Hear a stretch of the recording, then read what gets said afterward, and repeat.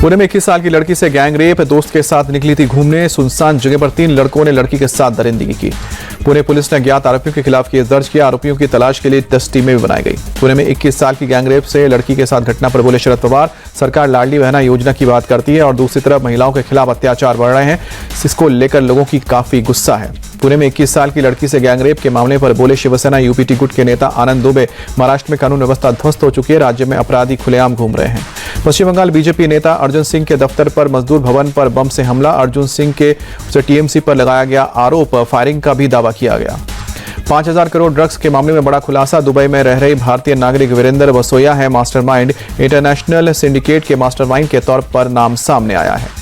पिछले साल बरामद 3000 करोड़ की ड्रग्स के मामले में भी वीरेंद्र वसोया का नाम आया था सामने। पुणे पुलिस ने दिल्ली में छापेमारी कर पकड़ी थी 3000 करोड़ की ड्रग्स।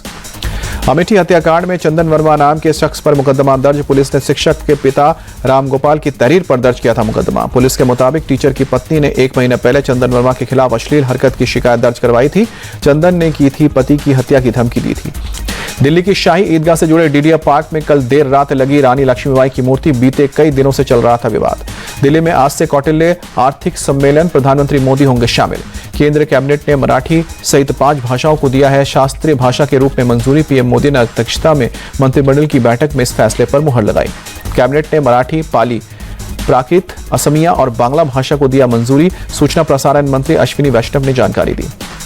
मराठी को शास्त्रीय भाषा का दर्जा देने के बाद महाराष्ट्र के सीएम एकनाथ शिंदे ने कहा कि यह ऐतिहासिक निर्णय है। सीएम एकनाथ शिंदे बोले, पीएम मोदी ने गृह मंत्री अमित शाह और केंद्रीय मंत्री गजेंद्र सिंह शेखावत का शुक्रिया अदा करते हैं। इसकी लंबे समय से मांग थी। मराठी को शास्त्रीय भाषा का दर्जा देने की मंजूरी पर डिप्टी सीएम देवेंद्र फडणवीस ने खुशी व्यक्त की। कहा कि मैं पीएम नरेंद्र मोदी और पूरे मंत्रिमंडल का आभार व्यक्त करता हूं। मराठी को शास्त्रीय भाषा का दर्जा देने पर बोले संजय राउत, ये बहुत बड़ा सम्मान है। राज्य के लगभग सभी दलों के नेताओं की ये सालों से मांग थी। इसमें सभी का योगदान है, सिर्फ एक व्यक्ति का नहीं है। संजय राउत बोले, बीजेपी को हर चीज का श्रेय लेने की आदत है। उन्हें उद्योग और व्यापार को इस राज्य से बाहर जाने से रोकना चाहिए। बीजेपी नेता सुकांतो मजुमदार का फैसले पर जताई खुशी। कहा कि बंगाल के हर एक बंगाली की तरफ से पीएम मोदी और उनकी कैबिनेट को बहुत बहुत धन्यवाद देता हूं। किसानों की आय बढ़ाने के लिए 2 बड़े फैसले। पीएम राष्ट्रीय कृषि और कृषि उन्नति योजना को मंजूरी दी गई। कैबिनेट से रेलवे कर्मचारियों के लिए सौगात। 78 दिन के बोनस पर मुहर। 11,72,000 कर्मचारियों को फायदा होगा। मां विकास अघाड़ी से गठबंधन करने की ओवैसी की कोशिश को लग सकता है झटका। एआईएमआईएम से गठबंधन करने के पक्ष में नहीं है शिवसेना यूपीटी गुट। शिवसेना यूपीटी गुट ने एमवीए में भीड़ होने की दलील दी। कहा कि गठबंधन में पहले ही बहुत भीड़ है, एक और नए दल की जगह नहीं है। एआईएमआईएम ने कांग्रेस और एनसीपी शरद पवार गुट को गठबंधन का लिखित प्रस्ताव दिया। महाराष्ट्र विधानसभा चुनाव पर बोले शरद पवार, महाराष्ट्र की जनता बदलाव चाहती है। चुनाव में महाविकास अघाड़ी की जीत। सीट बंटवारे पर सवाल पर बोले शरद पवार, मैं सीट बंटवारे को लेकर बैठक में हिस्सा नहीं ले रहा, इसलिए इस विषय पर कुछ कह नहीं सकता। हमारी ओर से जयंत पाटिल बैठक में हिस्सा लेंगे, वो इस विषय पर बोलेंगे। हरियाणा के सीएम और लाडवा से बीजेपी प्रत्याशी नायब सिंह सैनी बोले, हरियाणा में तीसरी बार बीजेपी की सरकार बनने जा रही है। पूरा विश्वास है कि हम बहुमत के साथ सरकार बनाएंगे। हरियाणा चुनाव पर बोले केंद्रीय मंत्री अर्जुन राम मेघवाल, हरियाणा में बीजेपी जीत रही है और हम बहुमत के साथ सरकार बना रहे हैं। स्वाति मालीवाल ने अरविंद केजरीवाल पर घर बदलने को लेकर हमला किया। एक्स पोस्ट पर लिखा, आजकल लोग अपनी तुलना प्रभु श्री राम से करवाते हैं और महात्याग बताकर एक महल छोड़कर दूसरे महल में रहने जाते हैं। गोरखपुर में गोरखनाथ मंदिर में सीएम योगी ने जनता दरबार लगाया। एक एक करके लोगों की समस्याएं सुनी। मंदिर में मौजूद बच्चे से भी मुलाकात की।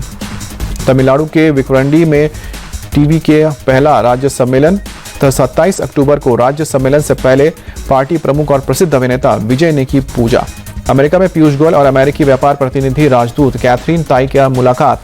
भारत अमेरिका व्यापार को बढ़ाने के तौर तरीकों पर विस्तार से चर्चा हुई। उत्तराखंड के औली में भारत और कजाकिस्तान की सेना का संयुक्त सैन्य अभ्यास। 13 अक्टूबर तक चलेगा यह अभ्यास। जम्मू कश्मीर के किश्तवाड़ में सुरक्षा बलों और आतंकियों के बीच मुठभेड़। सुरक्षा बलों ने पूरे इलाके को घेरा। झारखंड के गुमला में 5 माओवादी गिरफ्तार। पुलिस ने माओवादियों के पास से भारी तादाद में हथियार बरामद किए। शारदीय नवरात्र का आज दूसरा दिन भक्तों ने वाराणसी में अष्टभुजी मंदिर में जाकर पूजा अर्चना की।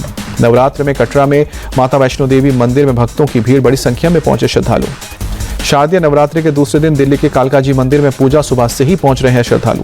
दिल्ली के झंडेवालान मंदिर में श्रद्धालुओं की भीड़। शारदीय नवरात्रि के दूसरे दिन भक्तों ने पूजा अर्चना की। नवरात्र के दूसरे दिन हर तरफ भक्ति का माहौल। प्रयागराज के कल्याणी देवी मंदिर में भक्तों ने पूजा की। शारदीय नवरात्र के दूसरे दिन अयोध्या के मंदिरों में लगा भक्तों का तांता। पाटेश्वरी देवी मंदिर में दर्शन के लिए लगी श्रद्धालुओं की लंबी कतार।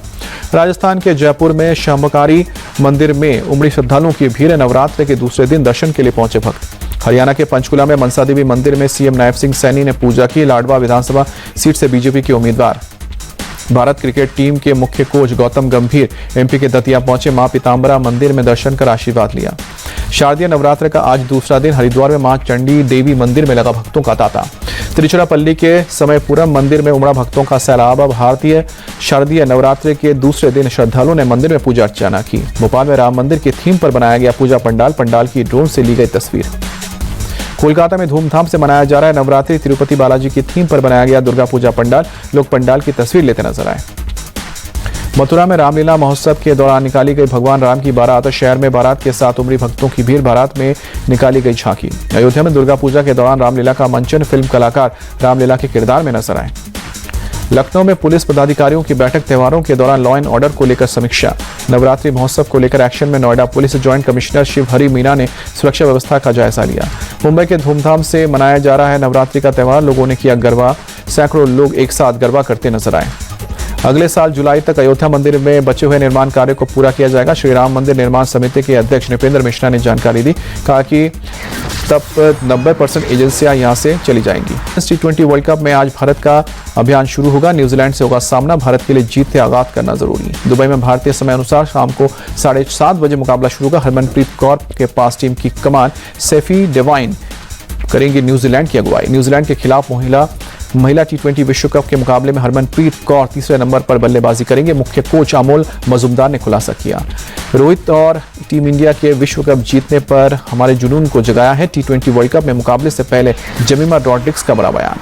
हरभजन ने महिला T20 विश्व कप में ऑस्ट्रेलिया को भारत के लिए चुनौती बताया। कहा कि ऑस्ट्रेलिया के खिलाफ खेलने से समय सावधानी बरते। शारजाह में T20 विश्व कप के पहले मैच में पाकिस्तान की जीत।